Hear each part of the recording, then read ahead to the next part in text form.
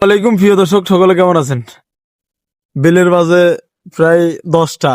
মানে রোদের কোনো আশঙ্কাই নেই। মানে এই রাস্তা দিয়ে আমি এই হুন্ডা চালিয়ে যাচ্ছি, পাশাপাশি দেখতেছেন এই আমাদের নোয়াখালীর প্রত্যন্ত অঞ্চলের মানুষ কতটা অসহায় এবং নির্দম এবং দয়ালু। এখান দিয়ে আমাদের বড় মাঝি, নিজাম মাঝি দ্বারা বসে রয়েছে, বসি তাদের দুঃখটা দেখতেছেন।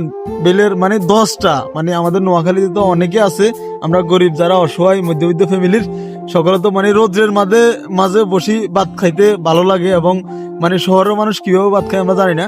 আমাদের নোয়াখালীর প্রত্যন্ত অঞ্চলের যারা খেটে খাওয়া মানুষ, মধ্যবিত্ত ফ্যামিলির খাটে মাঠে কাজ করে, তাদের খানা দেখছেন রাস্তার কুলে একবারে।